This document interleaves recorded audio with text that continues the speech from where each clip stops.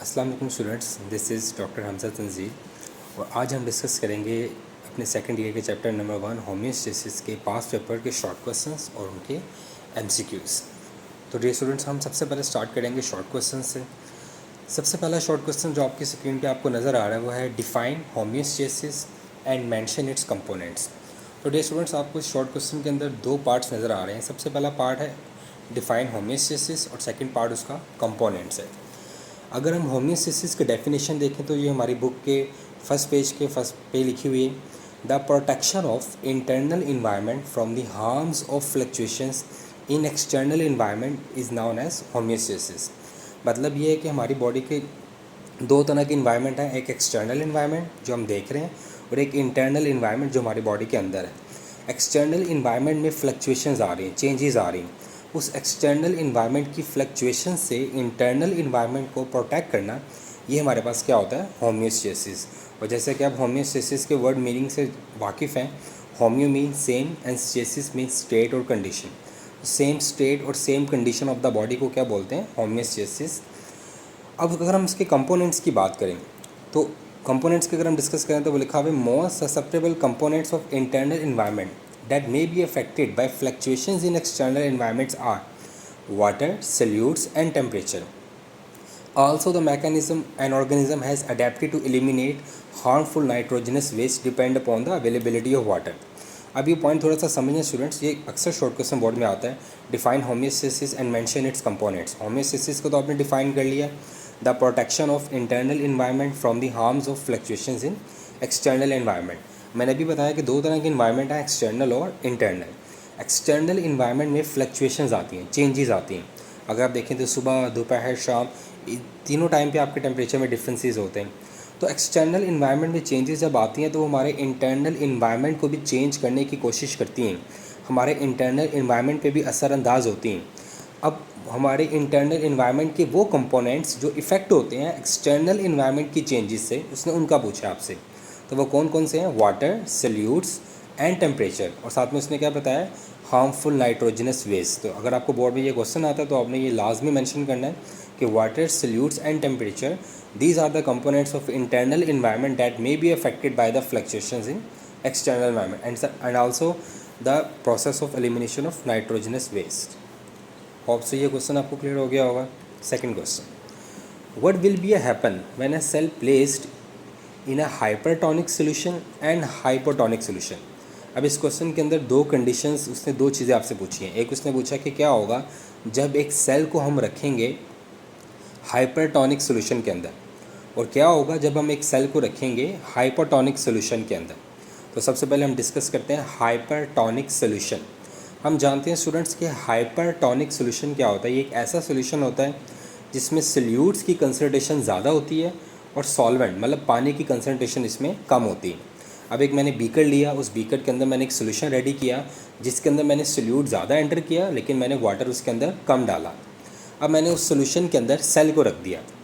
अब उस सॉल्यूशन के अंदर जब मैं सेल को रखूँगा तो डेफिनेटली बात है कि जो मेरा सेल होगा वो क्या हो जाएगा, हाइपोटॉनिक। उसकी वजह ये है कि जो सॉल्यूशन है वो हाइपरटॉनिक है, मतलब सॉल्यूशन के अंदर सॉल्ट ज़्यादा है और पानी कम है।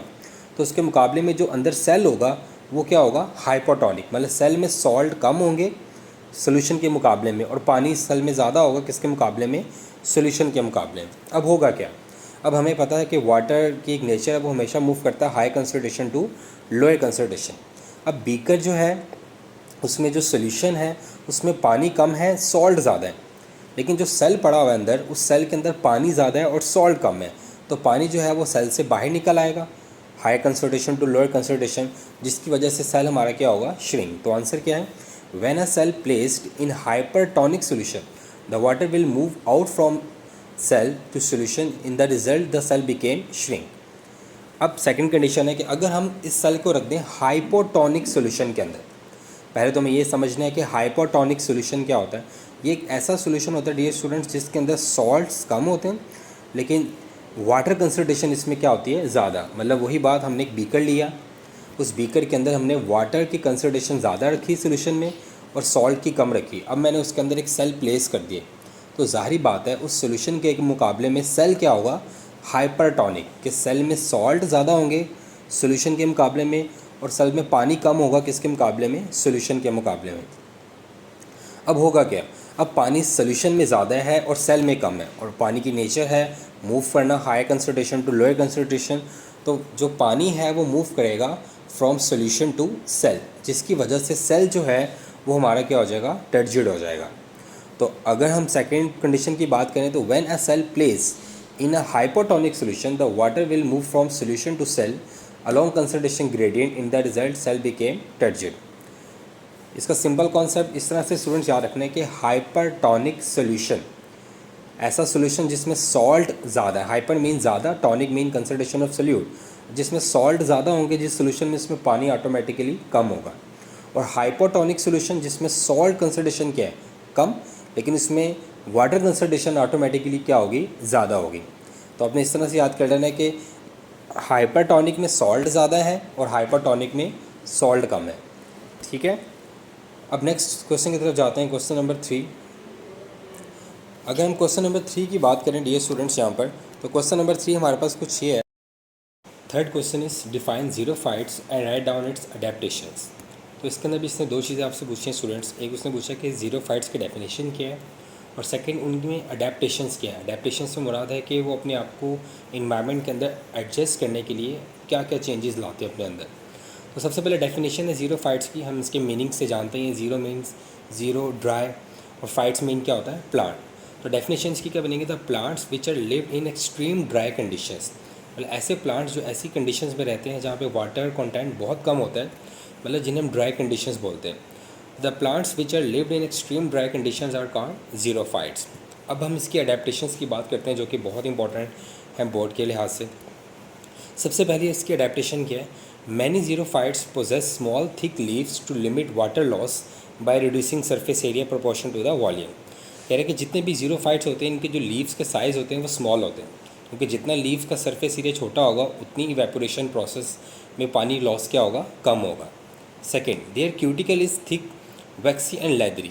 अब इनके लीव के ऊपर, इनकी बॉडी सरफेस के ऊपर जो क्यूटिकल, जो वैक्स की लेयर होती है, जो फैट्स की लेयर होती है, जो कि एक वाटर बैरियर है, वो काफ़ी थिक होती है ताकि वाटर को लॉस होने के लिए कोई भी रास्ता ना मिले यहाँ से। Third, stomata are on lower surface of leaves and located in depression. कह रहे हैं कि इसके जो स्टोमेटा है वो इसकी अपर सरफेस पे नहीं होते लीव की, इसकी लोअर सरफेसिस पे होते हैं ताकि वाटर लॉस क्या हो, कम से कम हो। फोर्थ, ये इंपॉर्टेंट है, during the dry season shed their leaves to restrict transpiration completely, the stems are the photosynthetic organ. कह रहे हैं कि जब ड्राई कंडीशन आती है ना, जब बहुत ज़्यादा ऐसी कंडीशन आती है कि बारिशें हो ही नहीं रही, पानी बिल्कुल नहीं है, तो ये अपने लीव्स को शेड कर देते हैं ताकि कहीं से थोड़ा सा पानी भी अगर इसकी बॉडी में हो तो कहीं ट्रांसपायरेशन से ज़ाया ना कर दे, तो वो अपने लीव को गिरा देते हैं। तो सवाल ये आता है कि अगर ये अपने लीव को गिरा देंगे तो तब फोटोसिंथेसिस कैसे करेंगे, ये अपनी फूड कैसे प्रिपेयर करेंगे। तो उस कंडीशन में इसकी जो स्टेम होती है वो एक्ट करती है as a photosynthetic organ. Last one, in rainy season stem stores water for use in dry condition. और जब बारिशें होती हैं तो ये अपनी स्टेम के अंदर वाटर को स्टोर कर लेते हैं ताकि जब एक्सट्रीम ड्राई कंडीशन आएगी तो इसी पानी को यूटिलाइज़ किया जाए फॉर द लिव। अब हम डियर स्टूडेंट्स क्वेश्चन नंबर 4 पे चलेंगे। क्वेश्चन नंबर 4 ये बहुत इंपॉर्टेंट क्वेश्चन है बोर्ड के लिहाज से, और मैक्सिमम टाइम ये क्वेश्चन बोर्ड में आया हुआ है इस चैप्टर में से। वो है difference between osmo conformers and osmo regulators. Osmo conformers की बात करें अगर हम और ऑस्मो रेगुलेटर्स की बात करें तो इनका डिफरेंस बहुत दफ़ा बोर्ड में आया है डियर स्टूडेंट्स, तो आपको इसको ज़रा अच्छे से देखना है। ऑस्मो कन्फॉर्मर्स क्या होते हैं, animals body fluids are kept isotonic to the external environment even for marine salt water environment. ऐसे एनिमल्स जिनकी बॉडी का जो इन्वायरमेंट होता है इंटरनल वो आइसोटोनिक होता है in relation to the external environment. Isotonic आपको पता है कि जिसके अंदर रिलेटिवली सॉल्ट कंसंट्रेशन आउटसाइड और इनसाइड क्या होती है, सेम होती है, और रिलेटिवली सॉल्यूट कंसंट्रेशन और सॉल्वेंट कंसंट्रेशन एक्सटर्नल और इंटरनल इन्वायरमेंट में क्या होती है, सेम। तो ऑस्मो कन्फॉर्मर्स क्या होंगे, वो एनिमल्स जिनकी बॉडी क्या होती है, isotonic to the external environment for marine salt water environment even. अब इन एनिमल्स, जाहिर बात है इन एनिमल्स की बॉडी जो है वो आइसोटोनिक है in relation to their external environment, तो जाहिर बात है कि वाटर में तो हाइट से लो या लोअर से हायर आने नहीं है, क्योंकि दोनों साइड वाले इन्वायरमेंट तो बिल्कुल बैलेंस है, तो इन एनिमल्स को ज़रूरत नहीं होती अपना इंटरनल ऑस्मोटिक स्टेट एडजस्ट करने की। ये किसी भी एक्टिव सिस्टम की ज़रूरत नहीं है कि ये अपनी बॉडी के अंदर वाटर लेवल को या सॉल्यूट लेवल को बैलेंस करें। So therefore they are called osmoconformers, मतलब इनकी बॉडी के अंदर कोई एक्टिवली सिस्टम अवेलेबल नहीं होता for adjust internal osmotic state. क्यों? क्योंकि इनकी बॉडी क्या होती है, आइसोटोनिक होती है in relation to their external environment. जब आइसोटोनिक है तो there is no exchange of water inside to outside या outside to inside, therefore they are called osmoconformers. अब इसकी एग्जांपल्स हम जानते हैं, हाइड्रा, हैग फिशेस। अब ओस्मो रेगुलेटर्स की अगर बात करें तो osmoregulators as name indicated कि इन्हें एक्टिवली सिस्टम की ज़रूरत होती है रेगुलेट करने के लिए। The animals whose body fluid concentration differ noticeably to outside environment. वही बात आ गई कि जो ओस्मो कन्फॉर्मर्स थे उनकी बॉडी आइसोटोनिक थी अपने एक्सटर्नल इन्वायरमेंट के लिहाज से, लेकिन इनकी बॉडी जो होती है वो एक्सटर्नल इन्वायरमेंट के लिहाज से क्या होती है, डिफरेंट होती है, मे बी हाइपरटोनिक या मे बी हाइपोटोनिक। तो इसलिए वो कह रहा है कि the animals whose body fluid concentration differ noticeably to outside environment actively regulate to discharge excess water in hypotonic. अगर तो बाहर हाइपोटोनिक है, अगर तो बाहर इन्वायरमेंट कौन सा वाला है, हाइपोटोनिक है, and excrete salt in hypotonic condition. अगर तो बाहर वाला इन्वायरमेंट हाइपोटोनिक है तो डेफिनेटली बात है कि इनके अंदर वाटर कंसनट्रेशन बार बार ज़्यादा होती जाती है, तो ये एक्सेस वाटर रिलीज़ करते रहते हैं। अगर एक्सटर्नल इन्वायरमेंट हाइपरटोनिक है तो इनकी बॉडी में सॉल्ट्स कंसनट्रेशन ज़्यादा होती जाती हैं, तो ये बार बार सॉल्ट को एक्सक्रीट करते रहते हैं। तो मतलब इनकी बॉडी के अंदर एक्टिवली सिस्टम की ज़रूरत होती है to maintain internal osmotic state, therefore they are called osmoregulators. एक सिंपल सा कॉन्सेप्ट याद रखना है कि जो ओस्मो कन्फॉर्मर्स हैं उनकी बॉडी जो है वो आइसोटोनिक है in relation to the external environment, लेकिन जो ओस्मो रेगुलेटर्स होते हैं इनकी बॉडी डिफरेंट होती है in relation to their external environment. अगर इनकी बॉडी हाइपर है तो बाहर हाइपो है, अगर इनकी बॉडी हाइपो है तो बाहर हाइपर है, तो इन्हें ज़रूरत पड़ती है बार बार अपने इंटरनल ऑस्मोटिक स्टेट को क्या करने की, मेंटेन करने की, therefore they are called osmoregulators. और इसके एग्जांपल हम लोग हैं mammals. Next question number 5, very important question again, define anhydrobiosis and why terrestrial animals feed on carbohydrates. यहाँ पे मैंने 2 सवाल आपसे पूछे हैं, बोर्ड में भी अक्सर ही पूछे जाते हैं। एक तो ये कि एनहाइड्रोबायोसिस क्या है, और दूसरा जो टेरेस्ट्रियल एनिमल्स होते हैं वो कार्बोहाइड्रेट्स से ज़्यादा फीड क्यों लेते हैं, वो प्रोटीन और लिपिड्स को कम क्यों यूटिलाइज़ करते हैं, वो कार्बोहाइड्रेट्स को ही ज़्यादा यूटिलाइज़ क्यों करते हैं। तो सबसे पहले तो हम एनहाइड्रोबायोसिस के डेफिनेशन की तरफ आते हैं। Terrestrial animals can tolerate dehydration and it differs in various animals, this characteristics is known as anhydrobiosis. मतलब इसको सिंपल वर्डिंग में ये कह सकते हैं कि वो एनिमल्स जो टेरेस्ट्रियल इन्वायरमेंट में होते हैं और उनके अंदर एबिलिटी होती है कि वो डिहाइड्रेशन को टॉलरेट कर सकें, कई कई मंथ्स वो बिना पानी पिए ज़िंदा रह सकें, उन एनिमल्स, वो एनिमल्स जो कि पानी के बगैर कई महीने ज़िंदा रह सकते हैं, ये जो करेक्टरिस्टिक्स है टॉलरेट करने की डिहाइड्रेशन इन टेरेस्ट्रियल एनिमल्स, इसको क्या बोलते हैं, एनहाइड्रोबायोसिस। अगर हम अपनी एनिमल्स ह्यूमंस की बात करें तो हम डिहाइड्रेशन को टॉलरेट नहीं कर सकते, तो इट्स मीन हमारे में एनहाइड्रोबायोसिस की करेक्टरिस्टिक्स नहीं है। लेकिन अगर हम कैमल की बात करें, कैंगरू रैट की बात करें, तो ये वो एनिमल्स हैं जो कई कई महीने बगैर पानी पिए भी ज़िंदा रह सकते हैं, इनके अंदर डिहाइड्रेशन को टॉलरेट करने की एबिलिटी होती है। So this ability in terrestrial animals is known as anhydrobiosis. अब सेकेंड पोर्शन इस क्वेश्चन का, why terrestrial animals feed on carbohydrates. अभी बड़ा लॉजिकल सवाल है। अगर हम बात करें कि why terrestrial animals feed on carbohydrate, तो उसका सिंपल सा आंसर ये है कि हमने पढ़ा हुआ है जो कार्बोहाइड्रेट्स हैं, अगर हम इसके लिटरली मीनिंग की तरफ जाएं तो इसका लिटरली मीनिंग है hydrated carbon. Hydrated mean water, मतलब वाटर के साथ कार्बन अटैच होता है। तो इट्स मीन जब भी कार्बोहाइड्रेट्स का मेटाबॉलिज्म किया जाएगा तो क्या प्रोड्यूस होगा, वाटर। तो ये एनिमल्स इसलिए कार्बोहाइड्रेट्स को प्रेफर करते हैं कि जब भी ये कार्बोहाइड्रेट्स खाएंगे और बॉडी के अंदर जाकर जब उसका मेटाबॉलिज्म होगा तो उसका एक बाय प्रोडक्ट उनको वाटर भी मिलेगा, क्योंकि ये ऐसे इन्वायरमेंट में रहते हैं जहाँ पे एक्सटर्नल वाटर की अवेलेबिलिटी कम होती है। तो ये ऐसे फूड को प्रेफर करते हैं कि जो हमारी बॉडी में जाए और इसका मेटाबॉलिज्म हो और उसका प्रोडक्ट, इसका एंड प्रोडक्ट में हमें साथ में एनर्जी तो मिले, लेकिन उसके साथ साथ हमें वाटर भी मिले। इसलिए some desert mammals survive without drinking water by feeding on seeds of deserts plants containing more carbohydrate which produce water of metabolism. तो इसका मतलब ये हुआ कि कार्बोहाइड्रेट्स के मेटाबॉलिज्म से चूँकि पानी प्रोड्यूस होता है, इसलिए वो प्रेफर करते हैं कि वो कार्बोहाइड्रेट्स ही खाएं ताकि वो डेजर्ट कंडीशंस के अंदर अपने आप को सर्वाइव करें। Next question, question number 6, what is excretophore and ebony? ये बड़े important question, excretion in plants में से आया हुआ है। एक्सक्रीटोफोर की पहले हम बात करते हैं। इसके अंदर दो वर्ड आपको नज़र आ रहे हैं, एक्सक्रीटो और फोर। एक्सक्रीटो मीन सिक्रेट करना, किसी चीज़ को रिमूव करना। फोर मीन स्ट्रक्चर, मतलब किसी स्ट्रक्चर के थ्रू किसी चीज़ को रिमूव करना। प्लांट्स के बारे में हम जानते हैं कि अल्लाह ताला ने उनको कोई प्रोमिनेंट स्ट्रक्चर नहीं दिया एक्सक्रीशन के लिए, तो वो डिफरेंट वेज से अपने बॉडी मेटाबॉलिक वेसिस को बॉडी से रिमूव करते हैं। अब प्लांट्स जो है ना, ये क्या करते हैं, ये अपनी बॉडी के अंदर डिफरेंट पार्ट्स के अंदर अपनी वेस्ट को स्टोर करते हैं। और जो सबसे प्रोमिनेंट पार्ट है जिसके अंदर वो अपने ऑर्गेनिक और इनऑर्गेनिक वेस्ट को स्टोर करते हैं, वो इनके लीव्स हैं, पत्ते हैं। मतलब प्लांट्स अपने लीव्स के अंदर अपने ऑर्गेनिक और इनऑर्गेनिक वेस्ट को क्या करते हैं, स्टोर करे होते हैं थ्रू आउट द ईयर। आपने देखोगे जब मौसम हिज़ा आता है तो पत्ते पीले बन के नीचे गिर रहे होते हैं दरख्तों से। एक्चुअली में वो जो मौसम हिज़ा के अंदर आपको येलो लीव्स नज़र आते हैं सड़कों पे या गिरे हुए नज़र आते हैं, वो एक्चुअली में प्लांट क्या करता है, प्लांट एक्सक्रीशन का प्रोसेस कर रहा होता है। प्लांट ने जो थ्रू आउट द ईयर उन लीव्स के अंदर मेटाबॉलिक वेस्ट को स्टोर किया होता है, वो उन लीव्स को शेड करता है, ताकि उन लीव्स के शेड होने के साथ साथ उसकी बॉडी में से वेस्ट भी रिमूव हो जाए। अब चूंकि लीव इस प्रोसेस में यूज़ होता है, इसलिए इसको हम क्या बोलते हैं, एक्सक्रीटोफोर।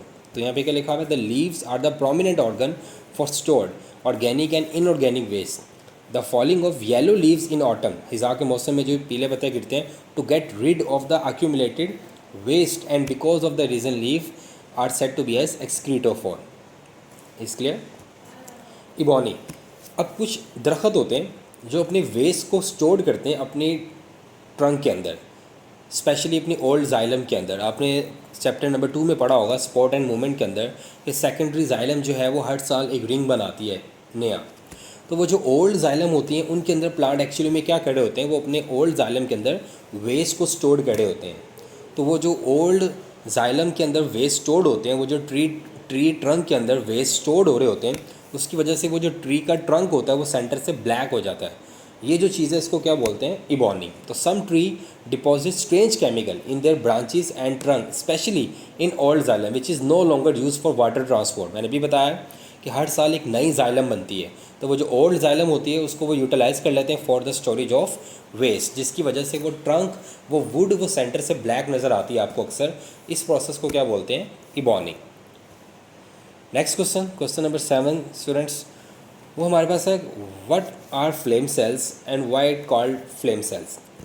मतलब फ्लेम सेल्स क्या होते हैं और उनको फ्लेम सेल्स का नाम क्यों दिया जाता है, ये क्वेश्चन अक्सर पूछा जाता है बोर्ड के अंदर। अगर हम प्लेन एरिया की बात करें, एक्सक्रीशन इन प्लेन एरिया, तो हमने पढ़ा था कि जो एक्सक्रीशन इन प्लेन एरिया के अंदर, कि एक प्लेन एरिया का जो एक्सक्रीटरी स्ट्रक्चर है वो हमारे पास एक ट्यूबुलर स्ट्रक्चर है जिसका नाम था प्रोटोनेफ्रीडियम। मतलब प्रोटोनेफ्रीडियम एक ट्यूबुलर स्ट्रक्चर है, ठीक है, जो कि प्लेन एरिया के अंदर एक एक्सक्रीटरी स्ट्रक्चर है। अब वो जो ट्यूबुलर स्ट्रक्चर है प्लेन एरिया का फॉर द एक्सक्रीशन, जिसको हमने प्रोटोनेफ्रीडियम नाम दिया है, उसकी जो ब्रांचेज होती हैं इस ट्यूबुलर स्ट्रक्चर की, उन ब्रांचेस के ऊपर एक स्पेशलाइज सेल्स होते हैं जिनको क्या बोला जाता है, फ्लेम सेल्स। तो हम ये कह सकते हैं tubular system of flat worms plane area is spread throughout the body, उनकी पूरी बॉडी में स्प्रेड होता है। एंड द ब्रांचेस, उस ट्यूबुलर स्ट्रक्चर की जो ब्रांचेज होती हैं, are capped by a cellular setup known as, उनको क्या बोलते हैं, फ्लेम सेल्स। मतलब हम क्या कहेंगे कि वो जो ट्यूबुलर स्ट्रक्चर की ब्रांचेज हैं, उन ब्रांचेज के जो कैप्ड होती हैं वो एक सेल्स पर मुश्तमिल होती हैं, उन सेल्स को क्या बोला जाता है, फ्लेम सेल्स। अब सवाल ये आता है कि इन्हें फ्लेम सेल्स का नाम क्यों दिया जाता है। अब इन्हें फ्लेम सेल्स का नाम इसलिए दिया जाता है, अगर हम इन फ्लेम सेल्स का स्ट्रक्चर देखें तो हमें इसके अंदर सीलिया नज़र आते हैं। Cilia is a hair like structure. और वो सीलिया क्या खड़े होते हैं, वो सीलिया ऐसे प्रोपेल खड़े होते हैं, मतलब बीट खड़े होते हैं, हिलड़े होते हैं। वो लेफ़्ट और राइट, जैसे अगर आप अपने सामने एक मोमबत्ती जलाओ और हवा और फूंक मारो तो उसका शोला कभी जलता है और कभी बुझता है, कभी ऊपर जाता है कभी नीचे जाता है। इसी तरह ये सीलिया भी बीट करते हैं, कभी ऊपर जाते हैं कभी नीचे आते हैं। तो ये जो सीलिया की बीटिंग होती है, ये एक फ्लिकरिंग फ्लेम की तरह नज़र आ रही होती है, जैसे शोला जल रहा है और शोला बुझ रहा है, इसलिए इनका नाम क्या पड़ गया, फ्लेम सेल्स। अब आपके माइंड में आएगा सर कि ये सीलिया क्यों बीट कर रहे हैं फ्लिकरिंग फ्लेम की तरह। तो डियर स्टूडेंट्स, मैंने बोला कि प्लेन एरिया के अंदर जो एक्सक्रीटरी स्ट्रक्चर है वो एक ट्यूबुलर स्ट्रक्चर है, और इस ट्यूबुलर स्ट्रक्चर्स के आगे से ब्रांचेज हैं। तो उन ब्रांचेस के एंड पे सेल्स हैं जिन्हें हमने क्या नाम दिया है, फ्लेम सेल्स। तो जब वेस्ट वहाँ से उन फ्लेम सेल्स के अंदर आता है तो वो फ्लेम सेल्स उस वेस्ट को ट्यूबुलर स्ट्रक्चर में एंटर करने के लिए सीलिया को यूज़ करते हैं। सीलिया ऐसे मूव करते हैं और वो एक ब्रश की तरह वो वेस्ट सारा वहाँ से निकल के कहाँ जा रहा होता है, ट्यूबुलर स्ट्रक्चर में जा रहा होता है। फिर वहाँ से नेफ्रिडियोपोड्स के ज़रिए ये अपनी बॉडी से इसको बाहर निकालते हैं। होप सो ये क्लियर हो गया होगा आपको स्टूडेंट्स। अभी आपको एक इमेज भी शो कर देता हूँ फ्लेम सेल्स की, आप इसकी इमेज भी देख सकते हैं, आपको फिर क्लियर आइडिया हो जाएगा कि ये ट्यूबुलर स्ट्रक्चर और इसकी ब्रांचेस का।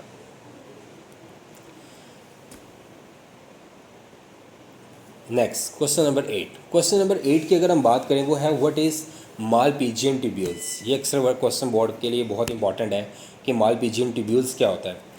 तो डी स्टूडेंट्स, आपने एक्सक्रीशन इन कॉकरोच पढ़ा होगा। अगर आपने एक्सक्रीशन इन कॉकरोच पढ़ा है तो आपको पता है कि जो कॉकरोच है ये हमारे पास आर्थ्रोपोड्स की कैटेगरी में आते हैं। तो इनके अंदर एक स्पेशल एक एक्सक्रीटरी स्ट्रक्चर है जिसको हम किसका नाम दे रहे होते हैं, मालपीजियन ट्यूब्यूल्स का। तो हम इसे कैसे लिखेंगे, terrestrial arthropods particularly in the insects. Arthropods के अंदर एक कैटेगरी जिसको क्या बोलते हैं, insects. The excretory structure are adopted to collect excretory products from the haemolymph in sinuses through suspended tubular structure called Malpighian tubules. मतलब मालपीजियन ट्यूब्यूल्स एक ऐसा सस्पेंडेड ट्यूबुलर स्ट्रक्चर है जो कि हीमोलिम्फ से वेस्ट को कलेक्ट करता है। हीमोलिम्फ ऑफ द बॉडी से ये वेस्ट को क्या करता है, कलेक्ट करता है और फिर उसको बॉडी से एक्सक्रीट करने में क्या कर रहा है, हेल्प करवा रहा है। तो हम ये सिंपल कह सकते हैं, जिससे मैंने अभी बोला कि प्लेनेरिया के अंदर जो एक एक्सक्रीटरी स्ट्रक्चर है उसका नाम है प्रोटोनेफ्रिडियम।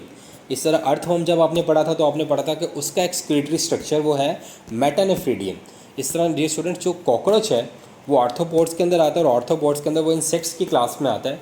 इसलिए इसका जो एक सस्पेंडेड ट्यूबुलर स्ट्रक्चर है for the removal of metabolic waste from the haemolymph, उसको उनका नाम दे रहे होते हैं मालपीजियन ट्यूब्यूल्स। और ये मालपीजियन ट्यूब्यूल्स क्या करी होती हैं, नाइट्रोजनस वेस्ट को रिमूव करती हैं from the haemolymph of the body.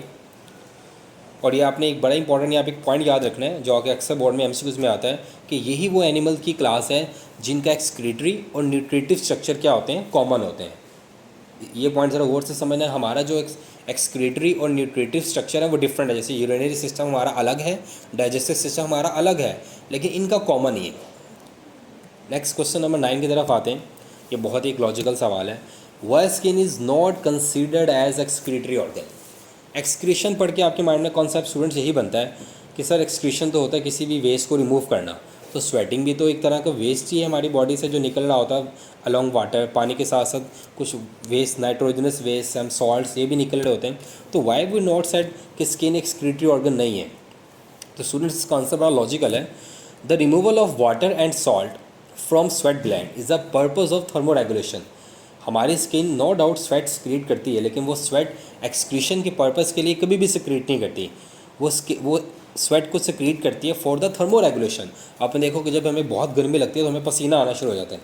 तो वो जब हमें बहुत गर्मी लगने के बाद पसीना आता है, इट्स इंडिकेशन कि हमारी बॉडी का टेम्परेचर ज़्यादा हो गया, अब इवेपोरेशन का प्रोसेस होगा और कूलिंग इफेक्ट आएगा। तो मतलब स्वेटिंग का जो मेन पर्पज़ है वो not excretion, it's a thermo regulation. और सेकंड, हमारी स्किन क्या रिलीज़ करती है, सीबम, सेबेशियस ग्लैंड से। और सीबम का आपको पता है कि वो क्या करते हैं, वो हमें प्रोटेक्ट करते हैं फ्रॉम माइक्रो ऑर्गेनिज्म, क्योंकि हवा में हर जगह बैक्टीरिया एग्जिस्ट करते हैं तो हमारी स्किन पे हर टाइम अटैक कर रहे होते हैं। तो ये जो सीबम होता है ये हमें प्रोटेक्ट कर रहा होता है किन से, माइक्रो ऑर्गेनिज्म से। तो इसलिए in context of definition of excretion skin may not be considered as excretory organ. अब आप लोगों ने मुझे बताना है कि अगर मैं कहूँ कि स्किन कौन सा ऑर्गन है, ऑस्मो रेगुलेटरी, एक्सक्रीटरी या थर्मो रेगुलेटरी, तो होप सो आप लोगों का आंसर क्या होगा, skin is a thermo regulatory organ, क्योंकि स्किन जो स्वेट रिलीज़ करती है is not for the purpose of excretion, is the purpose for thermo regulation. Next question number 10, ये बोर्ड में बहुत दफ़ा क्वेश्चन आया हुआ है होम्योस्टेसिस में से, वो है draw urea cycle and where it take place.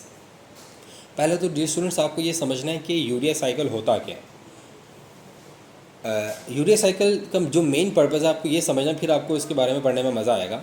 हमने पढ़ा था कि 3 तरह के मेटाबॉलिक वेस्ट हैं, ammonia, urea and uric acid. अब हमने पढ़ा था कि सबसे जो टॉक्सिक है वो अमोनिया ज़्यादा टॉक्सिक है, उसके बाद यूरिया है एंड देन यूरिक एसिड है। फिर हमने कहा था कि ये वाटर की अवेलेबिलिटी पे भी डिपेंड करता है। अगर अमोनिया को एक्सक्रीट होने के लिए 500 ml चाहिए 1 ग्राम, और यूरिया को एक्सक्रीट होने के लिए 50 ml चाहिए, और यूरिक एसिड को एक्सक्रीट होने के लिए 1 ml चाहिए। अब होता क्या है कि वो एनिमल्स जो कि अपनी बॉडी में से वेस्ट को रिमूव करते हैं इन द फॉर्म ऑफ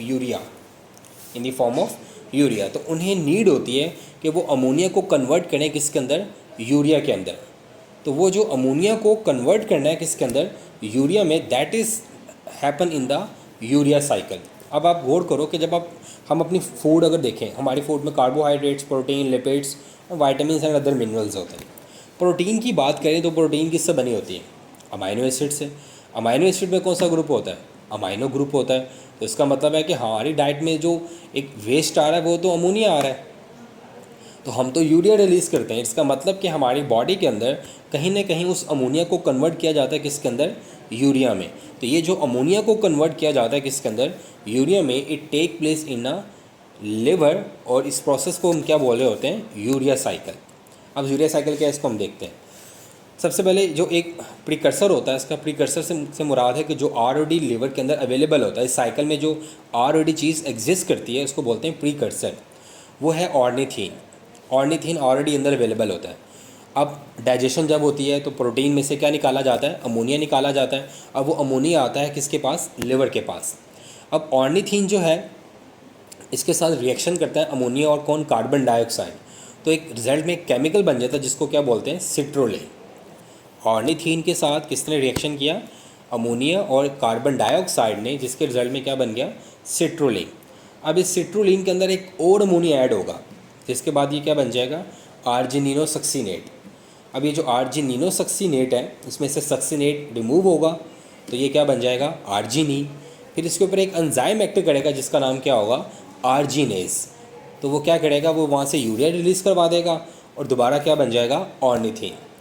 और इस तरह अगेन अमोनिया आएगा, अगेन सिट्रोलिन बनेगा, अगेन आर्जिनिनोसक्सीनेट बनेगा, अगेन आर्जिनिन बनेगा। तो ये साइकिल चलता रहेगा, जिसको हम क्या नाम देंगे, यूरिया साइकिल। और इसका एक और नाम है, ये एंटीटेस्ट के लिए बड़ा इंपॉर्टेंट है, इसको ऑर्निथीन साइकिल भी बोला जाता है। क्यों, क्योंकि जो प्रिकर्सर है इसका वो कौन है, ऑर्निथीन है। और ये होता कहाँ पे, हमारी बॉडी में, लिवर में होता है। इसलिए लिवर को बोला जाता है it is a detoxifying centre, कि ये किसी भी हार्मफुल चीज़ को लेस हार्मफुल चीज़ में कन्वर्ट करता है। लाइक यूरिया साइकिल जो है इज़ एग्जाम्पल ऑफ डिटॉक्सिफिकेशन।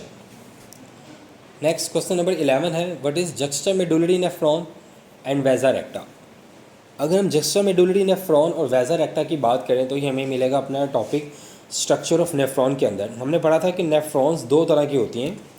एक वो नेफ्रॉन जो कि अरेंज होती हैं कॉर्टेक्स के ऊपर, किडनी के आउटर बॉर्डर के ऊपर, उन्हें हमने क्या नाम दिया था, कॉर्टिकल नेफ्रॉन।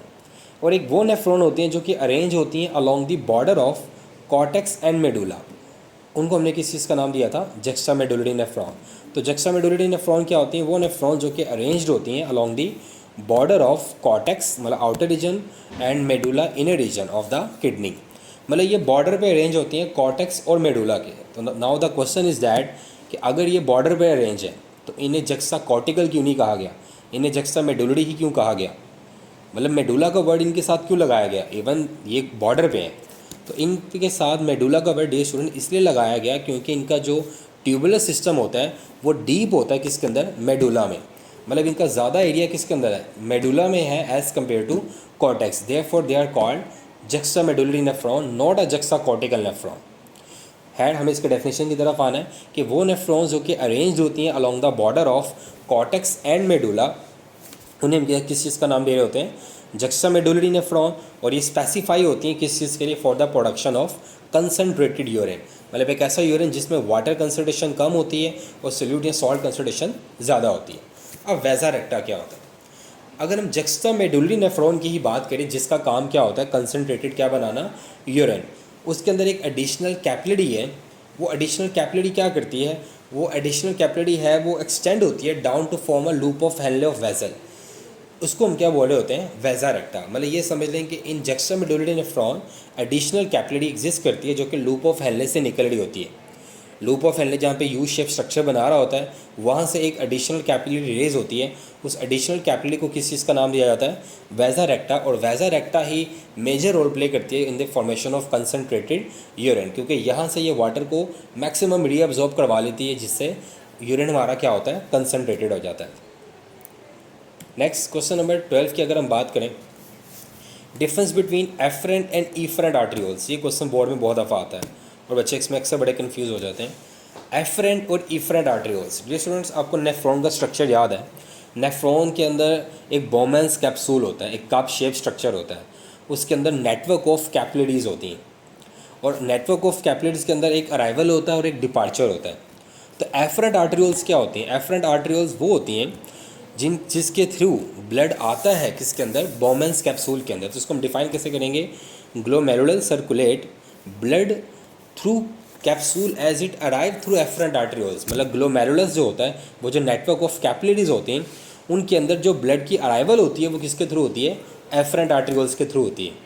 अब जाहिर बात है अराइवल के बाद तो डिपार्चर भी होना है, तो वो जो ग्लोमेरुलस सर्कुलेट ब्लड होता है थ्रू कैप्सूल, उसके अंदर जो लीव होता है वो जो वहाँ से निकलता है वो किसके थ्रू निकलता है? Efferent arterioles. मतलब ये समझ लो कि जो एक बोमेंस कैप्सूल है, बोमेंस कैप्सूल के अंदर नेटवर्क ऑफ क्या है? कैपिलरीज, जिसको क्या बोलते हैं? ग्लोमेरुलस। उस ग्लोमेरुलस के अंदर जो कैपिलरीज, जो आर्टरियोल्स क्या कह रही हैं, उस कैपिलरीज की तरफ जो आर्टरियोल्स ब्लड लेकर आ रही हैं उन्हें क्या बोलते हैं? Efferent arterioles. और वहाँ से जो ब्लड लेकर जा रही हैं उन्हें क्या बोलते हैं? Efferent arterioles. इसकी एक डायग्राम आपको मैं भी शो कर देता हूँ। ये डायग्राम अपनी आप स्क्रीन पे देख सकते हैं। Next question number 13, it's a very very important question. What is counter current multiplier? और स्टूडेंट्स जो ज़्यादा कंफ्यूज होते हैं वो इसी क्वेश्चन को लेके होते हैं कि काउंटर करंट मल्टीप्लायर क्या है। पहले तो आपको काउंटर करंट मल्टीप्लायर का मीनिंग समझना है। काउंटर करंट किसको बोलते हैं? ऑपोजिट फ्लो को। मतलब अगर एक चीज़ ऑपोजिट फ्लो में है तो उसे हम बोलते हैं कि ये चीज़ क्या है? काउंटर करंट है। अब इसे हम पढ़ते हैं। The interstitial fluid of the kidney is gradually concentrated from cortical to medullary part. कह रहे कि जो किडनी है ना, किडनी के दो पार्ट मैंने आपको बताए थे, कॉर्टेक्स और मेडुला। जो आउटर पार्ट है वो कॉर्टेक्स है और जो इनर पार्ट है वो क्या है? मेडुला है।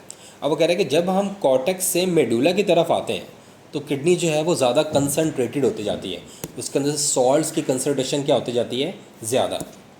अब ये कैसे होता है? वो कह रहे हैं कि the interstitial fluid of the kidney is gradually concentrated from cortical to medullary part. Thus inner medullary is high concentrated with the presence of urea and through a mechanism of counter current multiplier। तो counter current multiplier एक ऐसा mechanism है जो कि responsible होता है kidney के medullary part को ज़्यादा क्या करने के लिए? कंसनट्रेटेड। क्लियर?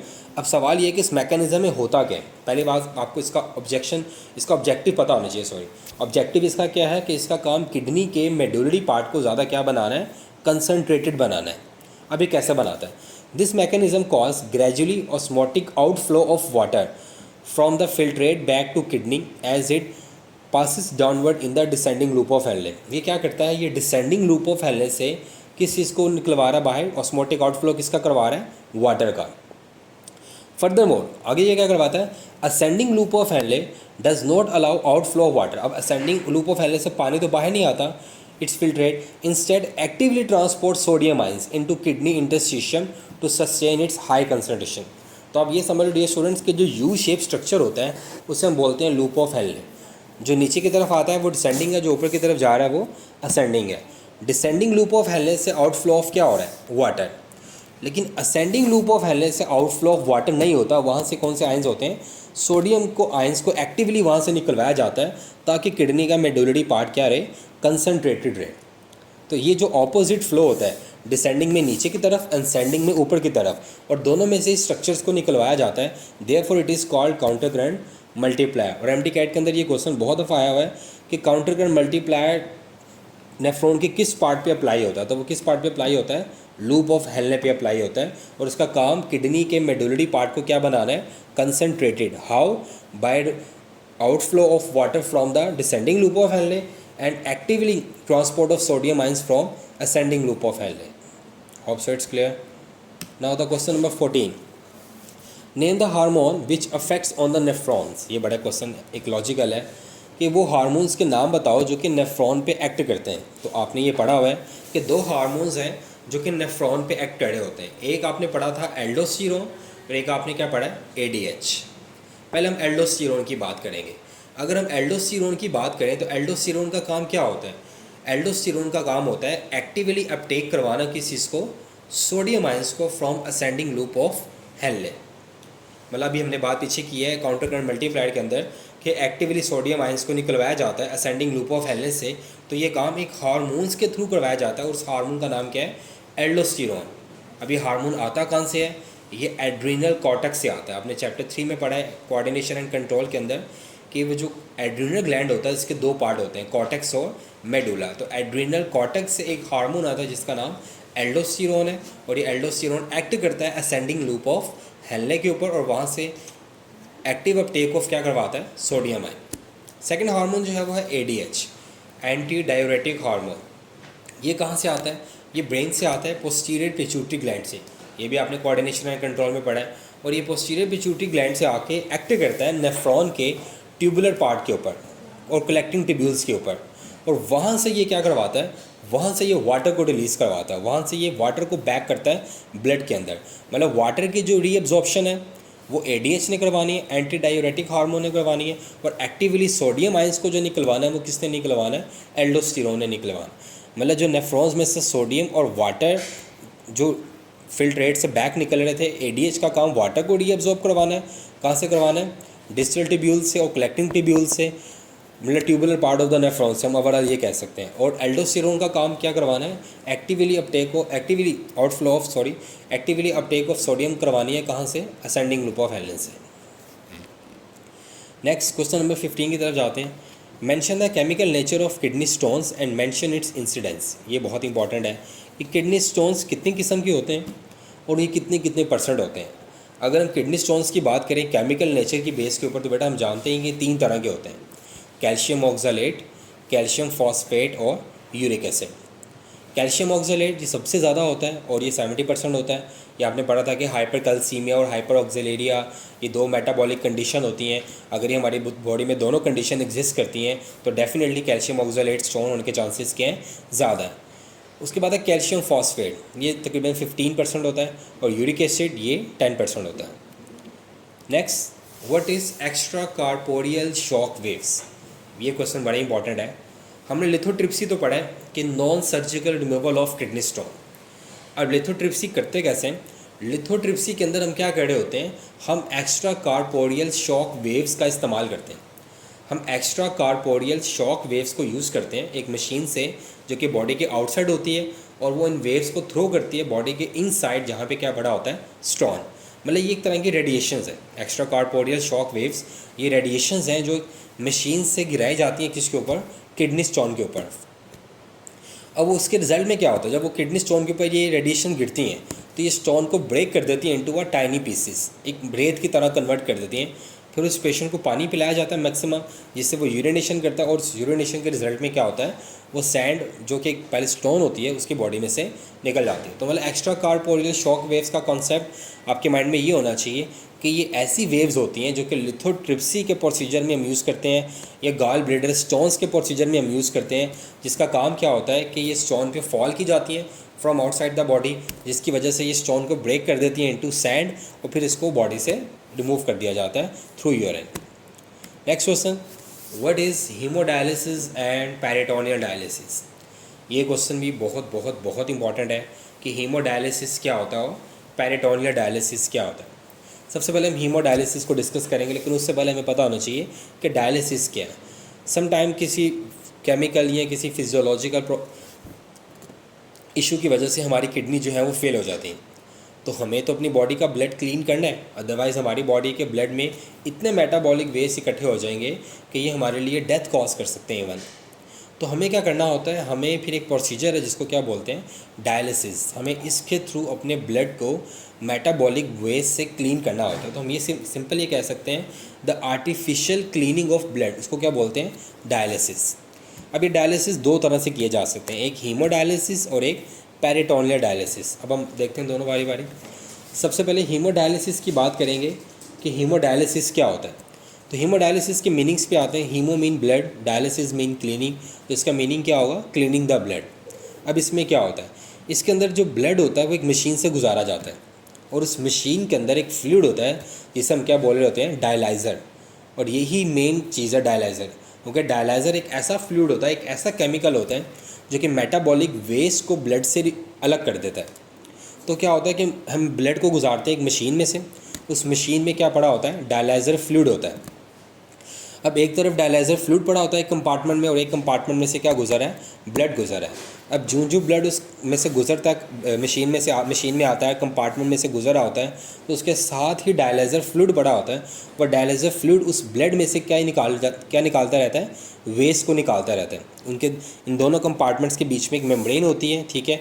मेम्ब्रेन के एक तरफ ब्लड गुजर है और एक तरफ क्या पड़ा हुआ है, डायलाइजर फ्लूइड है। डायलाइजर फ्लूइड क्या करेगा, उसमें से वेस्ट को रिमूव करता रहेगा और वो मेम्ब्रेन को क्रॉस करके डायलाइजर फ्लूइड वाली साइड पे आते जाते हैं वेस्ट, और एट दी एंड जब वो ब्लड पूरा गुजर जाता है वहाँ से, तो वो क्लीन हो जाता है और वो फिर दोबारा बॉडी के अंदर एंटर कर दिया जाता है। तो इन सिंपल वर्डिंग, हीमोडायलिसिस के अंदर हम एक मशीन यूज़ करते हैं जिससे बोलते हैं डायलाइजर मशीन। इस मशीन के 2 कंपार्टमेंट होते हैं, बीच में एक मेम्ब्रेन होती है। एक कंपार्टमेंट के अंदर डायलाइजर फ्लूइड पड़ा होता है और दूसरे कंपार्टमेंट में ब्लड एंटर होता है बॉडी में से। वो ब्लड जब इस कंपार्टमेंट में आता है तो वो डायलाइजर फ्लूइड उस ब्लड में से मेटाबॉलिक वेस्ट को क्या कर लेता है, रिमूव कर देता है, खींच लेता है। फिर जब ब्लड साफ़ हो जाता है तो उसको दोबारा बॉडी के अंदर एंटर कर दिया जाता है। Next, peritoneal dialysis. अगर हम पेरिटोनियल डायलिसिस की बात करें तो पेरिटोनियल का वर्ड सबसे पहले आपको समझना है। तो ये जो वर्ड पेरिटोनियल है ना, ये हम यूज़ करते हैं अक्सर अपनी एब्डोमिनल कैविटी के लिए। तो पेरिटोनियल डायलिसिस के अंदर भी प्रिंसिपल सेम है, इसके अंदर भी हमने डायलाइजर फ्लूइड ही यूज़ करना है, लेकिन यहाँ पे मशीन नहीं होगी। यहाँ पे हमने अपनी ही बॉडी कैविटी के अंदर डायलाइजर फ्लूइड को क्या करना है, इंजेक्ट करना है, और उससे हमने क्या निकलवाने, वेस्ट निकलवाने। तो peritoneal dialysis work on the same principle except that abdomen has peritoneal cavity lined by a thin epithelium called peritoneum. Peritoneal cavity is filled with dialysis fluid. हम क्या करते हैं अपने पेरिटोनियल कैविटी के अंदर हम क्या एंटर करते हैं, डायलाइजर फ्लूइड एंटर करते हैं। अब हमें पता है कि हमारी जो पेरिटोनियल कैविटी है उसके नीचे एक बहुत बड़ा ब्लड वेजल्स का एक सर्कल होता है, जाल होता है। तो क्या होता है कि जब वो डायलाइजर फ्लूइड पेरिटोनियल कैविटी में जाता है तो वो अंडरलाइन जो नीचे पड़ी होती हैं ब्लड वेसल्स, उनमें से जो ब्लड गुजर रहा होता है उसमें से वो क्या खींचना शुरू कर देता है, वेस्ट। तो कुछ देर बाद वो मैक्सिमम वेस्ट उस ब्लड में से खींच के पेरिटोनियल कैविटी में ले आता है जिसके अंदर वो डायलाइजर फ्लूइड पड़ा होता है। फिर हम एक इंजेक्शन लगाते हैं, उस इंजेक्शन को सक करते हैं तो डायलाइजर फ्लूइड के साथ साथ वो वेस्ट भी हम बॉडी में से बाहर निकाल देते हैं। तो ये प्रोसीजर हमें 2 से 3 या काफ़ी दफ़ा करना पड़ता है जब तक सारा ब्लड क्या नहीं हो जाता, साफ़ नहीं हो जाता। तो सिंपल कॉन्सेप्ट क्या बनाना आपने, अगर तुम मशीन के ज़रिए ब्लड साफ़ किया जा रहा है तो वो हीमोडायलिसिस है, लेकिन अगर एब्डोमिनल कैविटी को यूज़ करके आपके ब्लड को वॉश किया जा रहा है तो दैट इज़ पेरिटोनियल डायलिसिस। दोनों के अंदर एक कॉमन चीज़ है, वो डायलाइजर फ्लूइड है। एक के अंदर मशीन में पड़ा होता है और एक के अंदर हम आपकी एब्डोमिनल कैविटी, जिसको पेरिटोनियल कैविटी बोलते हैं, उसके अंदर डालते हैं। और दोनों का काम ही क्या होता है, वेस्ट को रिमूव करना from the blood. Next question, ये थर्मोरेगुलेशन में से है students. Write down the any 2 adaptations of plant for high temperature. ये बड़ा ही इंपॉर्टेंट क्वेश्चन है और अक्सर बोर्ड में आता है और बच्चे इसको गलत लिखाते हैं, तो इसको बड़ा ध्यान से सुनना। वो कह रहा है कि 2 अडेप्टेशंस बताओ प्लांट्स की फॉर हाई टेम्परेचर। इसका मतलब क्या है कि जब टेम्परेचर हाई होता है तो प्लांट ऐसी 2 कौन सी अडेप्टेशंस करता है, प्लांट ऐसी कौन सी 2 अडेप्टेशंस करता है जिससे वो उस हाई टेम्परेचर को टॉलरेट कर सके। अभी हम देखते हैं। सबसे पहले तो हमें ये पता होना चाहिए कि हाई टेम्परेचर की वजह से होता क्या है। तो वो क्या बता रहा है कि high temperature denatures the enzymes and damage the metabolism, therefore it harms और किल द प्लांट। ये तो बात हमें पता है कि जब टेम्परेचर हाई होता है तो एंजाइम्स डीनेचर हो जाते हैं, बॉडी का मेटाबॉलिज्म डिस्ट्रॉय हो जाता है, जिससे मोर चांसेस हैं कि प्लांट्स क्या हो जाए, डेड हो जाए। अब प्लांट इस सिचुएशन से बचने के लिए कुछ अडेप्टेशंस करता है, कुछ चेंजेस करता है ताकि वो उस हाई टेम्परेचर को टॉलरेट कर सके। तो सबसे पहले जो वो अडेप्टेशन कर रहा है वो क्या कर रहा है, plant use evaporative cooling to manage with high temperature. Plant क्या करते हैं, प्लांट्स इवेपोरेशन का प्रोसेस जिसे हमने पढ़ा था ट्रांसपायरेशन, वो प्रोसेस स्टार्ट कर देते हैं क्योंकि ट्रांसपायरेशन कॉज कूलिंग इफेक्ट। तो प्लांट्स हाई टेम्परेचर को मैनेज करने के लिए सबसे पहले जो प्रोसेस यूज़ करते हैं वो कौन सा वाला है, ट्रांसपायरेशन, या जिसको हम नाम दे सकते हैं इवेपोरेटिव कूलिंग इफेक्ट। लेकिन होता क्या है कि टेम्परेचर बढ़ता जा रहा है, टेम्परेचर हाई पे हाई होता जा रहा है, तो एक वक्त ऐसा आता है कि प्लांट अपने स्टोमेटा बंद कर देता है, कहता है नहीं भाई अब अगर मैंने ट्रांसपायरेशन की तो मेरा सारा पानी लॉस हो जाएगा, तो हाई टेम्परेचर में मरने की बजाय मैं पानी की कमी से मर जाऊँगा। तो उस कंडीशन में प्लांट क्या करता है, प्लांट एक और अडेप्टेशन यूज़ करता है जिसको बोलते हैं हीट शॉक प्रोटीन। और ये हीट शॉक प्रोटीन बहुत इंपॉर्टेंट है, ये अलग से भी क्वेश्चन बोर्ड में आता है कि what is heat shock protein, तो ये पता होना चाहिए आप। अब जब टेम्परेचर 40 डिग्री सेल्सियस क्रॉस करता है तो प्लांट सेल्स अपने स्टोमेटा क्लोज कर देते हैं। प्लांट सेल्स अपने स्टोमेटा क्यों क्लोज कर देते हैं? ताकि एक्सेसिव वाटर लॉस होने की वजह से पौधा डिहाइड्रेशन में न चला जाए। तो उस कंडीशन में, उस टाइम पे पौधे एक स्पेशल प्रोटीन को रिलीज़ करते हैं, जिस प्रोटीन का नाम क्या होता है? Heat shock protein. मतलब जब टेम्परेचर 40 डिग्री सेल्सियस को क्रॉस करता है, स्टोमेटा प्लांट्स के बंद हो जाते हैं, तो प्लांट्स एक स्पेशलाइज प्रोटीन को रिलीज़ करते हैं, जिस प्रोटीन का नाम क्या होता है? Heat shock protein. ये प्रोटीन क्या करती है? ये एंजाइम्स को और दूसरी प्रोटीन्स के इर्द गिर्द एक घेरा डाल देती है, जिसकी वजह से हाई टेम्परेचर की वजह से वो एंजाइम्स और प्रोटीन जो है वो डैमेज नहीं होती। हीट शॉक प्रोटीन उस सारी हीट का असर अब्जॉर्ब कर लेती है वो एंजाइम्स के ऊपर, और पौधे के डिफरेंट दूसरी प्रोटीन्स को नुकसान होने नहीं देती। तो यहाँ पे क्या लिखा हुआ है? Most plants have adopted to survive in heat stress as a plant of temperate region face a stress of 40 degree and the above temperature. The cell of these plants synthesize large quantity of special protein called heat shock protein. मतलब वो plant जो गर्म इलाकों में रहते हैं, जब वहाँ का टेम्परेचर 40 डिग्री सेल्सियस से भी ज़्यादा होता है, तो वो एक स्पेशल प्रोटीन को रिलीज़ करते हैं जिसका नाम क्या है? Heat shock protein. और ये प्रोटीन क्या करती है? ये एम्ब्रेस कर लेती है, घेर लेती है, घेरा डाल देती है अराउंड एंजाइम्स और प्रोटीन, ताकि वो क्या ना हो? डीनेचर्ड ना हो। Next question 19, write down the any 2 adaptations of plant for low temperature. पहली जो हमने अडेप्टेशंस पढ़ी है वो हाई टेम्परेचर के लिए थी, जब गर्मी है। एक तो वो ट्रांसपायरेशन करेगा, नहीं तो वो हीट शॉक प्रोटीन को यूज़ कर लेगा। अब यहाँ पे लो टेम्परेचर होगा तो वो क्या करेगा? तो पहले तो ये पता होना चाहिए कि जब टेम्परेचर लो होगा, मतलब सर्दी आएगी, तो प्लांट को नुकसान क्या क्या उससे। तो वो कह रहा है कि in low temperature the fluidity of the cell membrane is altered because lipids of the membrane became locked into crystalline structure which affect the transport of solutes। कह रहे हैं कि जब टेम्परेचर लो होता है ना, तो वो जो सेल मेम्ब्रेन है ना, उसकी जो फ्लूइडिटी है, उसका एक जो लिक्विडपन है, वो कन्वर्ट हो जाता है किसके अंदर? एक क्रिस्टलाइन स्ट्रक्चर के अंदर, एक हार्ड स्ट्रक्चर के अंदर। हमने पढ़ा था कि सेल मेम्ब्रेन एक गेट है जहाँ से कोई भी चीज़ सेल के अंदर आती है और कोई भी चीज़ सेल से बाहर जाती है। अगर लेट्स सपोज सर्दी होने की वजह से वो सेल मेम्ब्रेन क्या हो जाए? हार्ड हो जाए, एक सख्त दरवाज़ा बन जाए, तो ना ही कोई चीज़ उससे अंदर आएगी, ना ही कोई चीज़ उससे बाहर जाएगी, जिसकी वजह से तो सेल डेड हो जाएगा। अब पौधा इस कंडीशन से बचने के लिए क्या करेगा? सबसे पहला जो पौधा अडेप्टेशन करेगा वो क्या करेगा? वो इंक्रीज़ कर देगा अपने अनसैचुरेटेड फैटी एसिड्स की कंसनट्रेशन को। आपको पता है कि जो अनसैचुरेटेड फैटी एसिड होते हैं, ये क्या करते हैं? ये कितना भी टेम्परेचर डाउन हो जाए, ये हार्ड नहीं होते, ये क्रिस्टल्स में कन्वर्ट नहीं होते, ये लिक्विड ही रहते हैं। इसलिए क्या करेगा प्लांट्स अपनी अनसैचुरेटेड फैटी एसिड जो हैं सेल मेम्ब्रेन के अंदर जो लिपिड्स हैं, उनके अंदर अनसैचुरेटेड फैटी एसिड्स की प्रपोर्शन को क्या कर देगा? इंक्रीज़ कर देगा, जिसकी वजह से टेम्परेचर जितना भी लो हो जाए, क्रिस्टल्स फॉर्मेशन नहीं होगी सेल मेम्ब्रेन में। सेकेंड अडेप्टेशन क्या? सेकेंड अडेप्टेशन की अगर हम बात करें, अब टेम्परेचर बहुत ही डाउन हो गया, समझ लो कि फ्रीजिंग पे चला गया। पहले तो हमें सिर्फ सेल मेम्ब्रेन का डर था कि वो क्रिस्टल ना बन जाए। वो हमने कैसे तैसे मैनेज किया कि हमने उसके अंदर अनसैचुरेटेड फैटी एसिड की कंसनट्रेशन को बढ़ा दिया।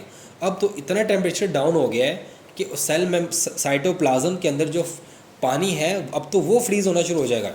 अब तो साइटोप्लाज्म फ्रीज़ हो जाएगा। अगर साइटोप्लाज्म फ्रीज़ हो गया तब तो 100% डेथ ऑफ द प्लांट है।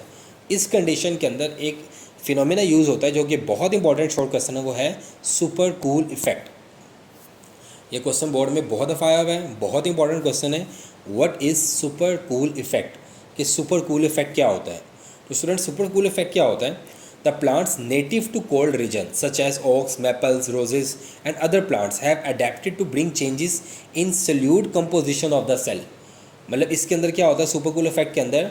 कि सल्यूट कंपोजिशन के अंदर क्या लाया जाता है? चेंज लाया जाता है, which cause cytosol to super cool without ice formation. मतलब इसके अंदर क्या होता है कि साइटोप्लाज्म के जो सल्यूट्स होते हैं ना, उसको इस तरह से चेंज किया जाता है कि जितना मर्जी भी टेम्परेचर डाउन हो जाए, वो आइस नहीं बनाएंगे, वो लिक्विड ही रहेंगे। तो ये जो एक अडेप्टेशन है, इसको क्या बोला जाता है? Super cool effect. मतलब ये समझ लो कि पहले तो हमने क्या किया था? पहले हमने सेल मेम्ब्रेन को बचाने के लिए सेल मेम्ब्रेन के अंदर जो अनसैचुरेटेड फैटी एसिड्स थे, उनकी तादाद बढ़ा दी थी और सैचुरेटेड फैटी एसिड की तादाद कम कर दी थी हमने। ठीक है। अब जब टेम्परेचर फ्रीजिंग पे चला गया, जमना शुरू हो गई चीज़ें, साइटोप्लाज्म भी अब हमें डर है कि वो बर्फ़ बन जाएगा, तो क्या होता है कि साइटोप्लाज्म के अंदर जो सल्यूट्स होते हैं उनकी कंपोजिशन को इस तरह से चेंज किया जाता है कि टेम्परेचर जितना मर्जी भी फ्रीजिंग पर चला जाए वो क्या नहीं बनाएंगे, आइस क्रिस्टल नहीं बनाएंगे। ठंडा जितना मर्जी हो जाए पानी, लेकिन आइस क्रिस्टल फॉर्मेशन नहीं होगी। यहाँ पे एक लफ्ज़ गौर करो, विच कॉज साइटोसोल, मतलब जो साइटोप्लाज्म होगा तो सुपर कूल, वो ठंडा तो हो जाएगा विदाउट आइस फॉर्मेशन, लेकिन उसके अंदर आइस फॉर्मेशन नहीं होगी। कैसे होगा ये काम? वो अपने सल्यूट की कंपोजिशन में क्या करेंगे, चेंज करेंगे।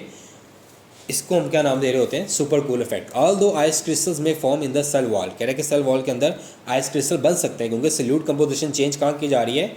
साइटोप्लाज्म में की जा रही है। नेक्स्ट क्वेश्चन नंबर 20, ये बहुत इंपॉर्टेंट है। Difference between ectotherms and endotherms. Classification of animals के अंदर हमने पढ़ा था, जो हमने थर्मो रेगुलेशन की बेस पे की है, कि 3 तरह के एनिमल्स हैं, एक्टोथर्म्स, एंडोथर्म्स और हेटेरोथर्म्स। तो डियर स्टूडेंट्स, हम पहले बात करेंगे एक्टोथर्म्स की, कि एक्टोथर्म्स क्या होते हैं। एक्टो का मीनिंग क्या होता है बेटा? Outside, external. Therms mean temperature. तो ये वो एनिमल्स होते हैं जो कि अपनी मेटाबॉलिक हीट कम प्रोड्यूस करते हैं।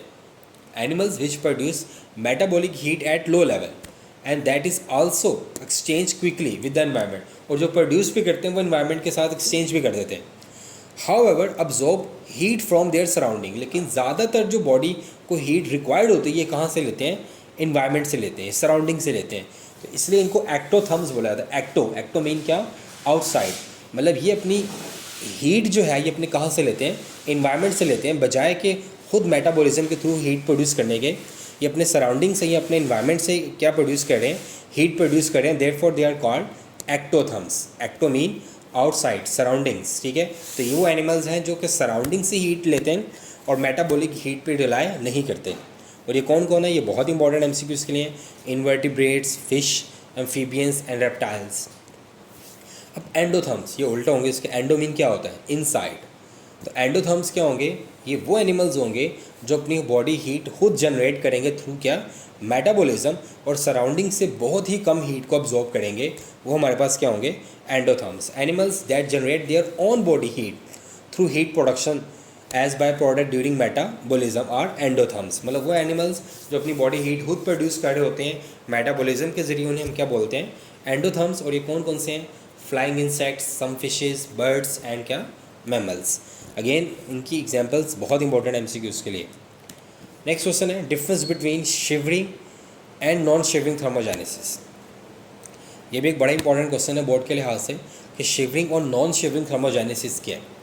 तो पहले तो हम बात करेंगे शिवरिंग थर्मोजेनेसिस की। शिवरिंग इसे बोलते हैं कांपने को, और शिवरिंग के दौरान क्या होता है कि हमारे मसल्स कॉन्ट्रैक्ट कर रहे होते हैं और रिलैक्स कर रहे होते हैं। थर्मो का मीनिंग क्या होता है? हीट, और जेनेसिस का मीनिंग क्या होता है? प्रोडक्शन। तो थर्मोजेनेसिस को हम कह सकते हैं हीट प्रोडक्शन। तो शिवरिंग का मीनिंग क्या होगा? मसल्स की कॉन्ट्रैक्शन और क्या? रिलैक्सेशन। तो हम ये कह सकते हैं कि हीट की प्रोडक्शन करना बाय मसल्स मूवमेंट या मसल्स कॉन्ट्रैक्शन एंड रिलैक्सेशन। तो यहाँ पे क्या लिखा हुआ है? Heat production is increased by increase muscles contraction by movement और shivering, so called as shivering thermogenesis. तो हम ये कह सकते हैं कि बॉडी की हीट को प्रोड्यूस करना by muscles contraction and relaxation और बाय मसल्स मूवमेंट, जिसको हम क्या नाम देंगे? Shivering thermogenesis. अब सेकंड है नॉन शिवरिंग थर्मोजेनेसिस। क्या आपने मसल्स का सहारा नहीं लेना, आप किसी और तरीके से हीट प्रोड्यूस करो। तो अगर हम नॉन शिवरिंग थर्मोजेनेसिस की बात करें कि नॉन शिवरिंग थर्मोजेनेसिस कैसे होती है, तो इसके लिए क्या होता है? हमारी बॉडी में कुछ हार्मोन्स होते हैं, जैसा कि हमारे थायराइड से हार्मोन निकलता है थायरोक्सिन। और हमने पढ़ा था कि थायरोक्सिन का बॉडी मेटाबॉलिज्म के अंदर एक बहुत वाइटल रोल है। तो अगर हम हीट प्रोडक्शन करें किसके थ्रू? हार्मोन्स के through, such as thyroid hormones के थ्रू, तो ये प्रोसेस हमारे पास क्या होता है? Non shivering thermogenesis. मसल्स की कॉन्ट्रैक्शन और रिलैक्सेशन से जो हीट प्रोड्यूस होगी that is shivering thermogenesis. But अगर हम हार्मोन्स को यूटिलाइज करें for the heat production, that is non shivering thermogenesis. Next question is a very important, what is blubber and panting. ये बहुत इंपॉर्टेंट टर्म्स हैं इस chapter की। ब्लबर क्या होता है? ब्लबर की अगर हम बात करें तो ब्लबर को अपने माइंड में कॉन्सेप्ट बिठा लो, ये एक ब्राउन फैट है, ये एक चर्बी है। आपने सोचो कि सर फैट तो येलो होती है, ब्राउन फैट हमने कभी नहीं देखी। अगर आपने कभी फ़िश खाई हो तो जब फ़िश की आप स्किन उतारते हो तो आपको उसके नीचे ब्राउन कलर की एक लेयर नज़र आती है। तो वो जो ब्राउन कलर की आपको एक लेयर नज़र आती है आफ्टर फ्राई, फ़िश को फ्राई करने के बाद, तो वो जो आपको ब्राउन कलर की लेयर नज़र आती है वो ब्लबर होता है। वो एक फ़ैट की लेयर होती है। तो यहाँ पे हम क्या बताने जा रहे हैं, मेरीन मैमल्स, मेरीन मतलब मेरीन इन्वायरमेंट के अंदर जो मैमल्स रहते हैं जैसे कि वेल है, सील्स है, वो क्या करते हैं, बहुत ठंडे पानी से बचने के लिए, बहुत ठंडे पानी से बचने के लिए अपनी स्किन के नीचे एक मोटी ब्राउन फैट की लेयर चढ़ा लेते हैं। क्या कह रहे हैं, marine mammals such as whales and seals inhibit much colder water than their body temperature have a very thick layer of insulating fat called as blubber just under the skin. तो मतलब इनकी स्किन के नीचे एक insulating fat की layer होती है, ये मोस्टली ब्राउन फैट होती है। ये क्या करती है, ये इनको मेरीन के कोल्ड वाटर से बचाती है। तो ये जो एक ब्राउन फैट की लेयर है जो कि इनकी स्किन के नीचे होती है, किन की, मेरीन मैमल्स की, उन्हें हम क्या बोलते हैं, blubber. Clear, blubber actually is a insulating fat layer under the skin in marine mammals. उसे हम क्या नाम दे रहे हैं, ब्लबर का नाम दे रहे हैं। अब पेंटिंग आएगा। पेंटिंग क्या होता है, अगर हम पेंटिंग की बात करें तो ये एक हीट लॉस मैकेनिज़्म है, लेकिन इसके अंदर यूज़ किसको किया जाता है, इसके अंदर स्वेट ग्लैंड्स को यूज़ नहीं किया जाता, इसके अंदर ट्रांसपायरेशन को यूज़ नहीं किया जाता, इसके अंदर यूज़ किया जाता है रिस्पायरेटरी ट्रैक को। अगर हम रिस्पायरेटरी ट्रैक को यूज़ करके इवेपोरेटिव कूलिंग करें तो दैट इज़ कॉल्ड क्या, painting. The evaporative cooling in the respiratory track is called painting. मतलब आपने अक्सर डॉग्स को देखा होगा, जब वो बहुत भाग के आते हैं तो वो अपना मुंह खोल के सांस ले रहे होते हैं, तो वो एक्चुअली में कौन सा प्रोसेस कर रहे होते हैं, पेंटिंग। वो अपने रिस्पायरेटरी ट्रैक को यूज़ करते हुए क्या कर रहे होते हैं, इवेपोरेटिव कूलिंग कर रहे होते हैं। उनकी ज़ुबान पे जो स्लाइवा आया होता है उस स्लाइवा को वो इवेपोरेट कर रहे होते हैं, जिससे उनकी बॉडी के अंदर क्या हो रहा होता है, एक कूलिंग इफेक्ट आ रहा होता है, जिससे उनकी बॉडी का जो टेम्परेचर हाई हुआ होता है वो दोबारा नॉर्मल होता है। तो रिस्पायरेटरी ट्रैक के थ्रू इवेपोरेटिव कूलिंग करना, वो हमारे पास क्या होता है, पेंटिंग। और ये किन किन में होता है, एक तो डॉग्स में मैंने बताया, दूसरा बैट, जो चमगादड़ होते हैं ना, ये अपने स्लाइवा और अपने यूरिन को अपनी ज़ुबान पे लाते हैं जब इनकी बॉडी का टेम्परेचर बहुत ज़्यादा हो जाता है, फिर ये यूरिन या स्लाइवा क्या होता है, इवेपोरेट होता है और उससे क्या होता है, कूलिंग इफेक्ट आता है। Next, the last question of this chapter, difference between pyrogen and pyrexia. अगर हम पायरोजीन और पायरेक्सिया की बात करें कि पायरोजीन और पायरेक्सिया में क्या फ़र्क है, तो ये बड़ा इंपॉर्टेंट क्वेश्चन है। पायरेक्सिया एक फिनोमिना है और पायरोजीन एक केमिकल है, ये याद रखना आप। अगर हम पायरोजीन की बात करें, कह रहे हैं कि जब भी कोई इन्फेक्शन होता है बैक्टीरिया का या वायरस का, तो हमें पता है कि हमारी बॉडी के अंदर जब भी कोई जरासीम घुसेगा, चाहे बैक्टीरिया घुसे चाहे वायरस घुसे, तो उसको मारने के लिए हमारी बॉडी में क्या इंक्रीज़ होते हैं, वाइट ब्लड सेल्स, जिन्हें हम क्या बोलते हैं, ल्यूकोसाइट्स। तो होता क्या है कि जब भी हमारी बॉडी में किसी बैक्टीरिया का या वायरस का इन्फेक्शन होता है, तो उन्हें मारने के लिए हमारी बॉडी के अंदर वाइट ब्लड सेल्स, जिन्हें हम बोलते हैं ल्यूकोसाइट्स, उनका नंबर क्या हो जाता है, इंक्रीज़। लो भी अब इन दोनों की फाइट शुरू हो जाती है। वाइट ब्लड सेल्स कोशिश करते हैं कि इन जर्म्स को किल आउट कर दें, तो इन जब ये दोनों चीज़ आपस में टकराती हैं, जर्म्स और कौन, वाइट सेल्स, तो ये केमिकल रिलीज़ करते हैं, ठीक है। उस केमिकल को क्या बोलते हैं, पायरोजीन।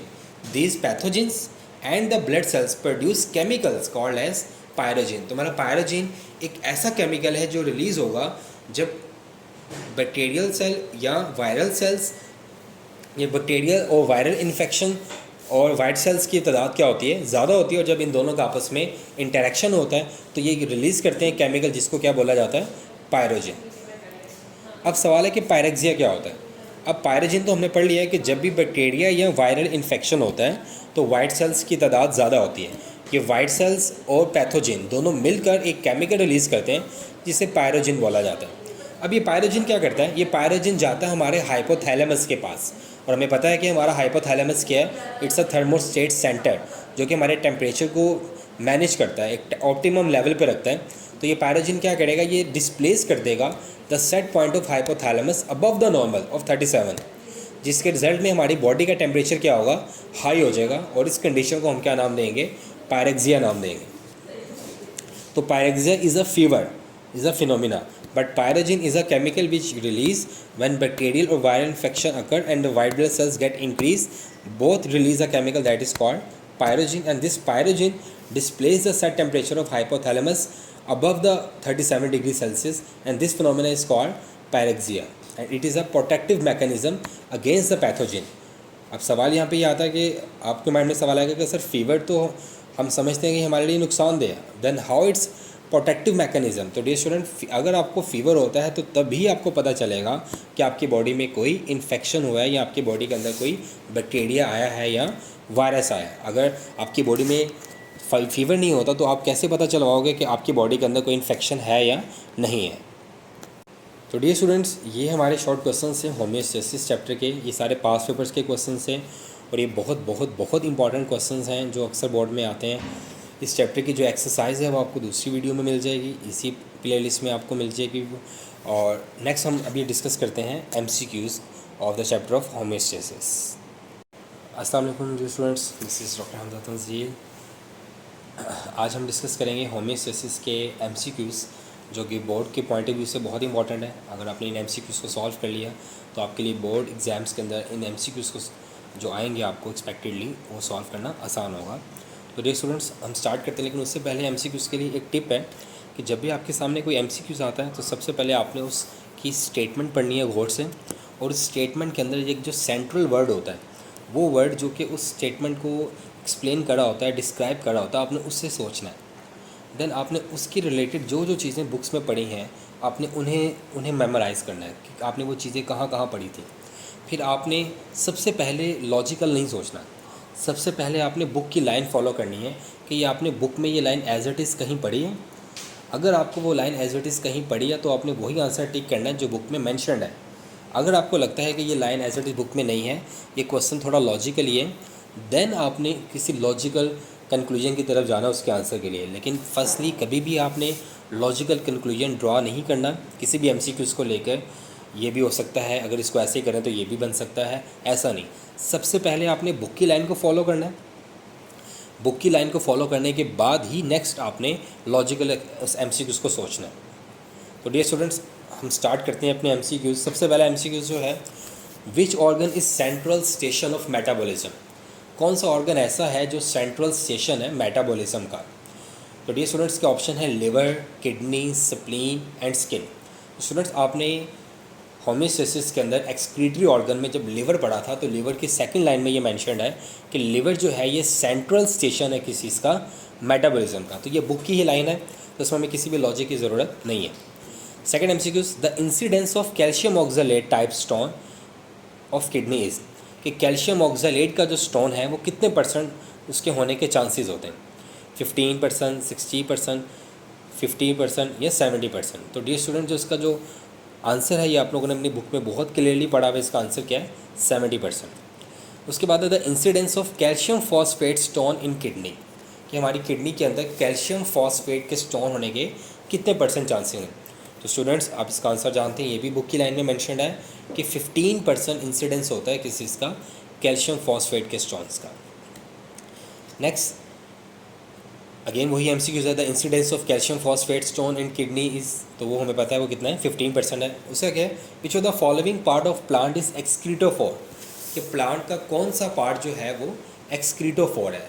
एक्सक्रीटोफोर की अगर हम बात करें तो ये वो स्ट्रक्चर है जिसके ज़रिए प्लांट एक्सक्रीशन करता है। स्टेम है, रूट्स हैं, फ्लावर्स हैं या लीव्स हैं। तो हमने पढ़ा था कि लीव्स ये वो स्ट्रक्चर है जिनके अंदर प्लांट्स अपने वेस्ट को स्टोर करते हैं और ऑटम सीजन के अंदर इसको शेड कर देते हैं। The right answer is leaves. Reptiles are included, अब वो कह रहे हैं कि जो रेप्टाइल्स हैं, रेप्टाइल्स किन के अंदर किस कैटेगरी में आते हैं, होम्योथर्म्स, एंडोथर्म्स, एक्टोथर्म्स या हेटेरोथर्म्स। तो स्टूडेंट्स, रेप्टाइल्स की अगर हम बात करें तो हम लोगों ने पढ़ा था कि जो रेप्टाइल्स हैं ये हमारे पास आते हैं एक्टोथर्म्स की कैटेगरी में। ये इन्वायरमेंट से हीट को अब्जॉर्ब करते हैं, मेटाबॉलिकली बहुत कम हीट प्रोड्यूस करते हैं। So the right answer is ectotherms. Next, metabolism of purine and pyrimidine produce significant amount of. अब वो कह रहे हैं कि जब मेटाबॉलिज्म होता है प्यूरिन का और पायरिमिडीन का तो ये सिग्निफिकेंट अमाउंट में क्या प्रोड्यूस करते हैं, क्रिटीन या जेंथीन या ट्राईमिथाइलमाइन ऑक्साइड। तो ये स्टूडेंट्स, ये भी हमारी बुक की लाइन है, the right answer is trimethylamine oxide. और ये बहुत इंपॉर्टेंट MCQs है, इसको ज़रा ध्यान से देखना है। उसके बाद animal excreting ammonia are called, वो एनिमल्स जो कि अमोनिया एक्सक्रीट करते हैं उन्हें क्या कहा जाता है। तो ये बहुत ही ईजी है स्टूडेंट्स, हम जानते हैं वो एनिमल्स जो अमोनिया एक्सक्रीट करते हैं उन्हें हम क्या बोलते हैं, अमोनियोटैलिक। और हमें पता है कि 1 ग्राम अमोनिया को रिलीज़ करने के लिए कितना वाटर हमें रिक्वायर्ड होता है, 500 ml। Next, earthworm has tubular excretory system called. Earthworm जो है उसके अंदर एक ट्यूबुलर एक्सक्रीटरी सिस्टम होता है। उस ट्यूबुलर एक्सक्रीटरी सिस्टम को क्या बोलते हैं? पैरानेफ्रीडिया, प्रोटोनेफ्रीडिया, मेटानेफ्रीडिया या मीजोनेफ्रीडिया। तो डियर स्टूडेंट्स, हम जानते हैं कि अर्थवर्म का जो ट्यूबुलर एक्सक्रीटरी सिस्टम था वो क्या था? मेटानेफ्रीडिया। और प्लेनेरिया का जो था वो कौन सा था? प्रोटोनेफ्रीडिया। इसको आप ऐसे याद कर लो, पी से प्लेनेरिया और अर्थवर्म के एंड पे एम आ रहा, तो वो क्या होगा? मेटानेफ्रीडिया। उसके बाद excretory product that required minimum loss of water for its removal. ये थोड़ा लॉजिकल है कि वो कौन सी ऐसी कौन सी एक्सक्रीटरी प्रोडक्ट है जिससे पानी सबसे कम चाहिए। तो इस आपने खुद ही गेस करना है कि 1 ग्राम अमोनिया को निकालने के लिए आपको चाहिए था 500 ml, 1 ग्राम यूरिया को निकालने के लिए आपको चाहिए था 50 ml, तो 1 ग्राम यूरिक एसिड को निकालने के लिए आपको कितना चाहिए था? Just 1 ml। तो सबसे कम पानी किसने यूज़ किया? यूरिक एसिड ने। तो the right answer is uric acid. Dash is mesophyte plant. आपने पढ़ा था उसमें रेगुलेशन इन प्लांट्स के अंदर कि 3 तरह के प्लांट्स हैं, hydrophytes, mesophytes and xerophytes. Hydrophytes वो होते हैं जिनके पास एक्सेस ऑफ वाटर होता है, मीजोफाइट्स जो मॉडरेट इन्वायरमेंट में रहते हैं और जीरोफाइट्स जो ड्राई कंडीशन में रहते हैं। अब हमने ये देखना है कि इनमें से मीजोफाइट्स कौन है? कैक्टस नो, हाइड्रिला ये पानी में रहता है, कीकर या ब्रासिका। तो the right answer for the MCQs is The right answer of this MCQ is Brassica. Next students, major homeostatic function of liver is storage of. Liver का जो सबसे मेजर होम्योस्टैटिक फंक्शन है स्टोरेज के लिहाज से, bile वो produce करता है, कोलेस्ट्रॉल वो प्रोड्यूस करता है, यूरिया वो प्रोड्यूस करता है, बट आयरन वो क्या करता है? स्टोर करता है। तो मेजर होम्योस्टैटिक फंक्शन जो है लिवर का स्टोरेज के लिहाज से वो कौन सा होगा? आयरन। और इसके साथ में एक और था, वो कौन सा था डियर स्टूडेंट्स? यस, आपने पढ़ा था वो क्या था? Glycogen. Next, bat do not regulate there body temperature in narrow range. कह रहे हैं कि जो बैट्स हैं वो बॉडी टेम्परेचर को रेगुलेट नहीं करते नैरो रेंज के अंदर। तो वो कौन है? एंडोथम्स, होम्योथम्स, पाइक्लोथम्स या हेटेरोथम्स। तो डियर स्टूडेंट्स, वो होते हैं हेटेरोथम्स। ये बहुत इंपॉर्टेंट MCQs है कि बैट्स और हमिंग बर्ड्स ये किस कैटेगरी में आते हैं? ये हेटेरोथम्स की कैटेगरी में आते हैं, bats and humming birds. Next question, fish retain which of the following chemical to protect against urea. ये बहुत इंपॉर्टेंट MCQs है, बहुत ही इंपॉर्टेंट कि फिशेस अपनी बॉडी में क्या चीज़ रिटेन करती हैं यूरिया के इफेक्ट से बचने के लिए? एलेंटोइन, केरेटिनाइन, जेंथीन या ट्राईमिथाइलामाइन ऑक्साइड। तो ये आपने पढ़ा था मेरीन इन्वायरमेंट के अंदर कि फिशेस अपनी बॉडी के अंदर ट्राईमिथाइलामाइन ऑक्साइड स्टोर करती हैं ताकि वो किसके हार्मफुल इफेक्ट से बच सकें? यूरिया के। The next one is glomerulus circulate blood through capsule as it arrive through. Arrive कह रहे हैं कि ग्लोमेरुलस के अंदर जो ब्लड सर्कुलेट करता है वो किसके थ्रू आता है? वेजा रेक्टा के थ्रू आता है, पेरिट्यूबुलर कैपिलरीज के थ्रू आता है, इफरेंट आर्टरियोल्स के थ्रू आता है या एफरेंट आर्टरियोल्स के थ्रू आता है? तो स्टूडेंट्स आ रहा है तो इसके लिए कौन सा वर्ड यूज़ होगा? Efferent. Second, uric acid is produce from. Uric acid किससे प्रोड्यूस होता है? Amino acids, nucleic acid, proteins या फैटी एसिड। तो डियर स्टूडेंट्स, मेटाबॉलिक वेज के टॉपिक में आपने पढ़ा था कि uric acid is produced by the metabolism of nucleic acid. Next, the structural and functional relationship between excretory and nutritive system is present इन।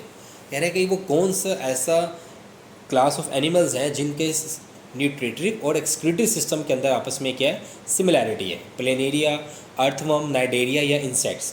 तो dear students, आपने excretion इन cockroach में पढ़ा था कि ये ऐसे एनिमल्स हैं, इनके अंदर एक यूनिक फीचर ये है कि इनका एक्सक्रीटरी और न्यूट्रिटिव सिस्टम आपस में क्या होता है? सिमिलर होता है। Next, which part of the brain monitors body temperature. एक लॉजिकल सवाल दिया उसने कि ब्रेन का ऐसा कौन सा पार्ट है आपका जो कि आपके टेम्परेचर को मॉनिटर कर रहा होता है, आपके टेम्परेचर को चेक एंड बैलेंस कर रहा होता है, जब हाई होता है या लो होता है और उसको बैलेंस करता है। तो हमने पढ़ा था कि हमारा जो थर्मोस्टेट सेंटर है बॉडी का वो कौन है? हाइपोथैलेमस। तो the right answer is hypothalamus. Which one is a plant of desert. कह रहा है कि इनमें से कौन सा प्लांट जो है वो डेजर्ट का है? ये भी एक लॉजिकल क्वेश्चन है। पाइनस, ड्वार्फ विलो, रोज या कैक्टस। तो dear students, we all are know about it कि कैक्टस ही एक ऐसा प्लांट है जो कि डेजर्ट्स में एग्जिस्ट करता है। तो the right answer is cactus. Next, which of the following is a heterotherms. कह रहे हैं कि इनमें से कौन ऐसा है जो हेटेरोथम्स है? अभी मैंने पीछे डिस्कस किया है कि 2 ऐसे एनिमल्स हैं जो कि हेटेरोथम्स की कैटेगरी में आते हैं। एक उनमें से कौन था? हमिंग बर्ड्स, और एक कौन है? बैट्स। तो the right answer here is bat, not frog, not man, not snake, the right answer is bat. Next, incidence of uric acid stone is, uric acid stone कितने परसेंट होता है हमारी body के अंदर, 10, 17, 15 या 5. तो ये बुक की लाइन है, बड़ा क्लियर लिखा है बुक के अंदर, incidence of uric acid stone is only 5%. A diluted solution compared to cell concentration is termed as, a very logical and very conceptual MCQ. A diluted solution compared to cell concentration, कह रहे हैं कि एक solution है जो dilute है cell के मुकाबले में. अगर वो डाइल्यूट है तो डियर स्टूडेंट्स उसमें पानी कम है या ज़्यादा है, ज़्यादा है, और उसमें सॉल्ट क्या है, कम. और अगर सॉल्ट कंसनट्रेशन कम है तो डेफिनेटली वो क्या होगा, हाइपोटोनिक. क्योंकि हाइपो मीन क्या होता है, कम, एंड टॉनिक मीन क्या होता है, कंसनट्रेशन ऑफ सोल्यूट. तो एक ऐसा सोल्यूशन जिसके अंदर सोल्यूट कंसनट्रेशन कम हो उसको क्या बोलते हैं, hypotonic. Clear. Next, number of ammonia molecules required to produce 1 molecule of urea is. इसके लिए आपको यूरिया साइकिल को मेमोराइज करना है, यूरिया साइकिल को अपने माइंड में लाना है. अगर यूरिया साइकिल को अपने माइंड में लाएं तो आपने यूरिया साइकिल में क्या पढ़ा था कि यूरिया साइकिल के अंदर 2 अमोनिया होते हैं, 2 अमोनिया ऐड होते थे. एक कब होता था, जब ऑर्निथीन के साथ अमोनिया ऐड होता था और सिट्रुलिन बनता था. फिर सिट्रुलिन के अंदर अमोनिया ऐड होता था तो आर्जिनिनो सक्सिनेट बनता था. तो कितने अमोनिया हो गए, 2 अमोनिया. तो इसका मतलब है कि 2 अमोनिया ऐड होते हैं किसके अंदर, यूरिया साइकिल में. तो ये एमडी कैट के लिए भी बड़ा इंपॉर्टेंट है. Number of ammonia molecules required to produce 1 molecule of urea. तो ये कितने हैं, 2. एक जब ऑर्निथीन से सिट्रुलिन बनेगा और एक जब सिट्रुलिन से ऑर्जिनिनो सक्सिनेट बनेगा.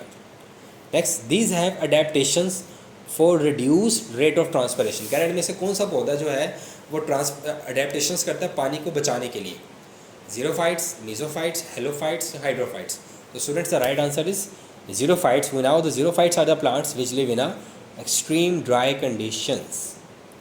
Next, urine leave the kidney through a duct. कह रहे कि जो यूरिन है वो लीव करता है किडनी को एक डक्ट के थ्रू. उस डक्ट को क्या बोलते हैं, urine leave the kidney through a duct called urethra, pelvis, nephron या यूरेटर. तो यूरिन जिस डक्ट के थ्रू लीव करता है उस डक्ट को हम क्या बोल रहे होते हैं डियर स्टूडेंट्स, यूरेटर. क्योंकि किडनी जो है जब उसमें से यूरिन निकलता है तो वो यूरेटर में जाता है, देन वो यूरिनरी ब्लैडर में जाता है, एंड देन बॉडी को जब वो लीव करता है तो उसके लिए वो क्या यूज़ करता है, यूरिथ्रा. पेल्विस की बात करें तो ये किडनी के अंदर वो कैविटी है जिसके अंदर यूरिन स्टोर्ड होता है. Next, contractile vacuole are found in. It's a very important MCQs again कि कॉन्ट्रैक्टाइल वैक्यूल किन में होता है, प्लांट्स के अंदर नो, टेरेस्ट्रियल एनिमल्स के अंदर नो, मैरीन प्लांट्स के अंदर no, fresh water protozoa yes, fresh water protozoas के अंदर कॉन्ट्रैक्टाइल वैक्यूल होता है. ये फ्रेश वाटर में रहते हैं, इनके पास एक्सेस ऑफ वाटर होता है, तो ये एक्सेस ऑफ वाटर को निकालने के लिए इनकी बॉडी में क्या एग्जिस्ट करता है, कॉन्ट्रैक्टाइल वैक्यूल एग्जिस्ट कर रहा हो. Next, which one of the following structure of kidney is involve in the production of concentrated urine. Kidney के अंदर ऐसा कौन सा स्ट्रक्चर है, which the following structure of kidney is involve in the production of concentrated urine, glomerulus, cortical nephron, juxtamedullary nephron या vasa recta. तो हम जानते हैं कि उसने किडनी का पूछा है, किडनी का पूछा तो किडनी के अंदर तो नेफ्रॉन्स होती हैं. तो इसका मतलब है कि वो कौन सी नेफ्रॉन है जो कंसनट्रेटेड यूरिन बनाती है, तो वो कौन है, juxtamedullary nephron. Next, the body temperature regulation in human is based on complex homeostatic thermostat present in the. कह रहा है कि ह्यूमन बॉडी के अंदर जो टेम्परेचर की रेगुलेशन है वो कैसे मैनेज होती है. तो उसमें इसने ऑप्शन दिए हैं सेरेब्रम, मेडुला ऑब्लंगेटा, थैलेमस या हाइपोथैलेमस. अभी मैंने थोड़ी देर पहले डिस्कस किया है. The hypothalamus is the thermostat centre of the body. तो इट्स मीन कि हाइपोथैलेमस एक ऐसा स्ट्रक्चर है जो हमारी बॉडी के अंदर क्या करेगा, टेम्परेचर की रेगुलेशन करेगा. नेक्स्ट, हीमोडायलिसिस मीन्स, हीमोडायलिसिस का क्या मतलब है, removing the blood, clearing the blood, storing the blood या डायलेक्टिंग द ब्लड. तो डियर स्टूडेंट्स हम जानते हैं haemo mean blood, dialysis mean artificial cleaning. तो आर्टिफिशियल क्लीनिंग, तो हम क्या इसका राइट आंसर हम क्या बोलेंगे, क्लियरिंग द ब्लड, ब्लड को साफ करना, ये एक्चुअल मीनिंग है किस चीज़ का, हीमोडायलिसिस का. In juxtamedullary nephron additional capillary extend down to form a. कह रहे हैं कि जक्स्टामेडुलरी नेफ्रॉन के अंदर एक एडिशनल कैपिलरी होती है, उसे क्या बोलते हैं, vasa efferentia, vasa differentia, vasa hecta या वेजा रेक्टा. तो डियर स्टूडेंट्स हम जानते हैं, it's a very clear line of the book, this is vasa recta. Next, the blood vessels supplying the blood to Bowman's capsule, कह रहे वो blood vessels जो कि बोमेंस कैप्सूल को ब्लड सप्लाई करती हैं वो कौन सी हैं?